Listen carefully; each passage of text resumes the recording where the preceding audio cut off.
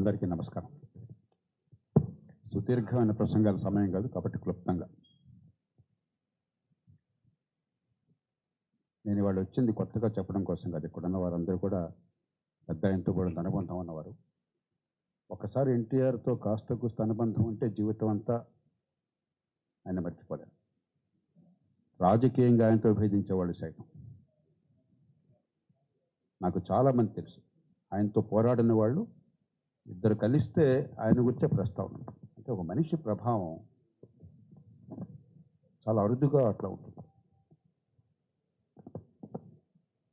3 సంఘటనలు, ఒక 3-4 సంఘటనలు గుర్తుకొస్తున్నాయి క్లుప్తంగా. నేను సర్వీస్ వచ్చాను కొత్తలో ముస్సూరి అకాడమీలో ఉత్తరప్రదేశ్ అధికారి ఒకతను డిపి సింగ్ అని చెప్పని బాగా 6 అడుగుల పైన పొడుగుండేవాడు. ఆంధ్రప్రదేశ్లో ఏ భాష మాట్లాడతారో అని అడిగాడు ఐఏఎస్ అధికారి. నాకు బాగా ఒళ్ళు మండింది. ఆ రోజుల్లో కొంచెం కోపం ఉండేది. ఉత్తరప్రదేశ్లో ఏం మాట్లాడతారో అని అడిగాను నేను. ఏం మాట్లాడుతున్నావు అన్నాడు. నేను కూడా ఏం మాట్లాడుతున్నావు అన్నాను. అంతే. అప్పటి నుంచి ఇప్పటిదాకా మేము ఇద్దరం మాట్లాడుకోవడం. అది 1980లో. 3 ఏళ్ళు గడిచేసరికి ఆసేతు హిమాచలం ఆంధ్రప్రదేశ్లో ఏ భాష మాట్లాడతారనే ప్రశ్న ఒక్క బిడ్డ కూడా అడిగే ప్రశ్న. కేవలం ఒక మహనీయుడి వల్ల.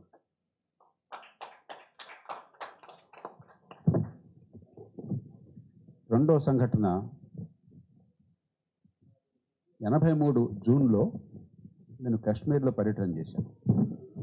అప్పుడే పెళ్ళైంది. మా శ్రీమతి నేను ఒక్కసారి నేను ఆవిడ ఇక్కడికి తీసుకుపోయింది. పెళ్ళైన తర్వాత వెళ్ళాం. అప్పుడు కాశ్మీర్లో ఎన్నికలు జరుగుతున్నాయి. ఫరూక్ అబ్దుల్లా తండ్రి పోయాక మొట్టమొదటిసారిగా సొంతంగా ఎన్నికల్లో విజయం సాధించాడు. నేను అక్కడ ఉండగానే విజయం ఆ ఎన్నికలు జరుగుతున్నాయి. నేను అందరితో మాట్లాడేవాడిని. ఏం జరుగుతుంది అంటే నేను చెప్పాను. వాళ్ళు నన్ను అడిగేవాడు, మీరు ఎక్కడి నుంచి వచ్చారని. ఆంధ్రప్రదేశ్ అనగానే హాత్ మే లాओ సాబ్ అనేవాళ్ళు. ఏమిటో అంటే ఎన్టీ రామారావు आप सेंटर से लड़ रहे हैं, हम सेंटर से लड़ रहे हैं. మూడో సంఘటన ముఖ్యమంత్రిగా తుంగభద్ర ఇప్పుడు ఈ సంవత్సరం లాగానే వర్షాలు లేవు. తుంగభద్రలో నీళ్ళు లేవు. మనకి మరి రాయలసీమలో తుంగభద్ర కేనాలు వాడికి మనకు పంచుకుంటాం కదా. మరి నీళ్లు పైనుంచి రావడం కష్టంగా ఉంది. అక్కడ ముఖ్యమంత్రి గారు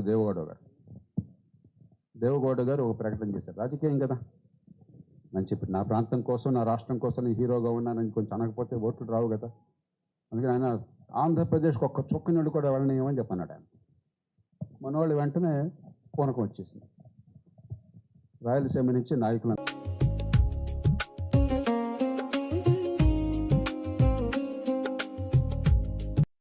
మా పిలిపివ్వండి, ఆదేశించండి, వేల లారీలు ముట్టడించేస్తాం కర్ణాటక నుంచి చెప్పి అంటాను. నాకేమో బీపీ వచ్చేస్తుంది. ఇది ఎక్కడ కొట్టారు బాబు, ఆయన ఏదో నాటుతలేడు. సరే, పెద్ద ఆయన కొంచెం ఆవేశం, మన భాష, మన సంస్కృతి, మన రాష్ట్రం, మన ప్రయోజనం అని చెప్పని అంటే ఎంత అద్భుతంగా స్పందించాలంటే నాకు అంత గర్వం వేసింది. ఆయన వెంటనే నోరు బండి, ఏం మాట్లాడుతున్నారు మీరు? కర్ణాటక వేరు, మనం వేరా? వీళ్ళు లేకపోతే వాళ్ళు మనం పంచుకోవాలి కష్టాన్ని, అంతేగాని అంటే మరి దేవగౌడ అట్లా అన్నాడంటే, దేవగౌడ అట్లా అన్నాడు తొందరపడి. అతను ముఖ్యమంత్రి చేసింది నేనే. ముఖ్యమంత్రిగా ఆయన కూర్చోబెట్టి చేశారు కదా లేసొచ్చి పట్టే సమస్య. తమ్ముడు తొందరపడి అన్నాడు. నేను కూడా ఆ మాట అంటే 100 మంది చనిపోతారు. అక్కడ తెలుగు వాళ్ళు లేరా?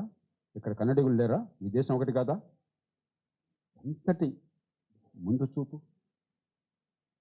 ఏదో రకంగా నేను రాజకీయం చేసి ఓటు పొందాలని అనుకోలే. నా రాష్ట్ర ప్రయోజనాలను కాపాడుకోవాలి, నా భాషను కాపాడుకోవాలి, నా సంస్కృతిని కాపాడుకోవాలి, కానీ నా దేశాన్ని పరిరక్షించుకోవాలి. జాతీయ భావం అన్నటువంటి గొప్ప నాయకుడు. ఇందాక చెప్పారు శ్రీనివాసరెడ్డి గారు, ఆనాటి భాష, ఈనాటి భాష, ఆనాటి ఒక చిన్న విషయం, ఆర్థిక క్రమశిక్షణ. పెద్ద ఆయనకి అధికారికంగా వాడే వాహనం చాలా చెత్తగా ఉంది, పికప్ లేదు, పాతది, డొక్కు మెంబర్స్ కాదు.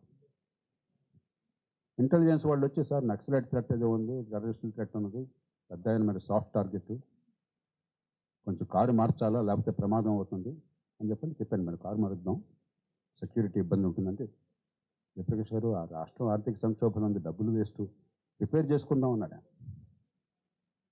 ముఖ్యమంత్రిగా ఉన్న ఆయన 2 లక్షల రూపాయలతో కారు కొనాలని చెప్పంటే ఆఫ్టర్ ఆల్ కార్పొరేషన్ ఎండీగా వస్తారు, 2 లక్షలు కారు కొనేసేవాడు. కోట్ల మంది ప్రజలకు ఆరాధ్యదైమైన మహానాయకుడు రాష్ట్ర ఆర్థిక స్థితి బాగోలేదు, డబ్బులు ఖర్చు ఎందుకు, రిపేర్ కావాలని రిపేర్ చేయించాం అంతే. ఆ కారే వాడారా. ఇంతకుముందు రామకృష్ణ గారు చెప్తున్నారు, ప్రతిపక్ష నాయకుడిగా ఉండగా ప్రభుత్వ కారు అక్కర్లేదు, ఖరీదైన కారు అక్కర్లేదు, మారుతి 800 కారులో వెళ్ళేవారు ఆయన అసెంబ్లీకి, గన్మన్ లేకుండా. అంటే ఒక రాజులాగా బతికిన మనిషి ప్రజా జీవనంలో ఆయన ఒక సాధువులాగా బతికాడు. పైసా ఖర్చు పెడితే ప్రజల డబ్బు అంటే సొంత డబ్బు అంతా కాపాడుకుని ప్రజల డబ్బు కోట్ల రూపాయలు ఖర్చు పెట్టే సమాజంలో మనం నిజాయితీగా మాట్లాడుకున్నాం. మనందరికీ తెలిసి ఏం జరుగుతుందో. నాయకులు అక్కర్లా, అధికార యంత్రాంగం, చిన్న ఉద్యోగం వస్తే గవర్నమెంట్లో వాడు ప్రజల డబ్బు అంతా వాడు సొంత డబ్బు అనుకుంటాడు, వాడు ఫెడరల్ లార్డ్ అనుకుంటాడు. అలాంటి సమాజంలో ఎంతటి అరుదైనటువంటి వ్యక్తిత్వం అయింది.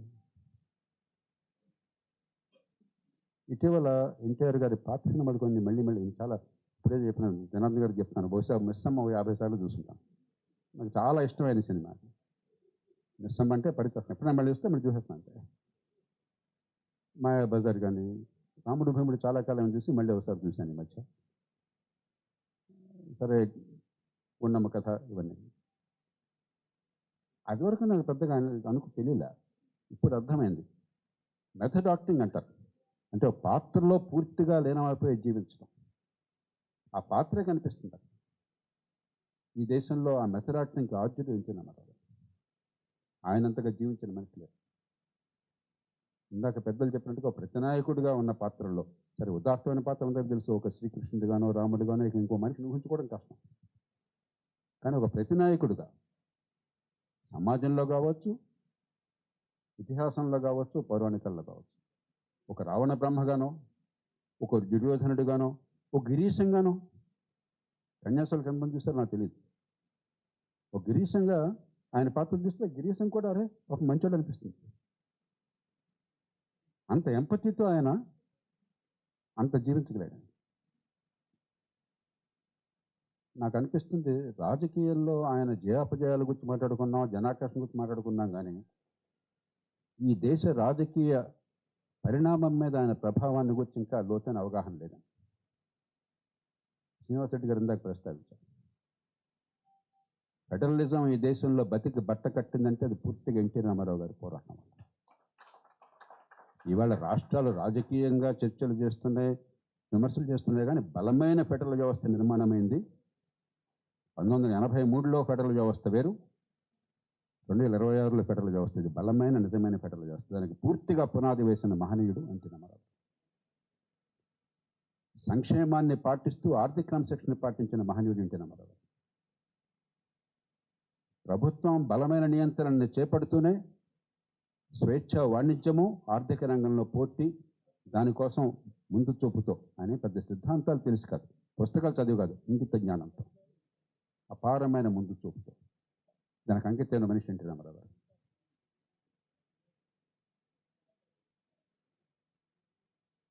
ఈ దేశ స్వతంత్రానంతర చరిత్రలో మలి దశకు ఆయన నాంది పలికారు. తొలి దశలో స్వతంత్ర పోరాటంలో కీలక పాత్ర వహించినటువంటి కాంగ్రెస్ పార్టీ అప్రతిహతంగా చాలా మేరకు దేశమంతా ఉత్తాధిపత్యం చెలాయించగా నిజమైన ప్రత్యామ్నాయాన్ని దేశమంతా తీసుకురావడంలో ప్రధాన పాత్ర వహించింది ఆ కొద్ది కాలంలో ఎన్టీ రామారావు. ఇప్పుడు బహుశా ఇప్పుడిప్పుడే మూడో దశ మొలకలెత్తుతున్నదేమో చూడాలి. ఈ నేపథ్యంలో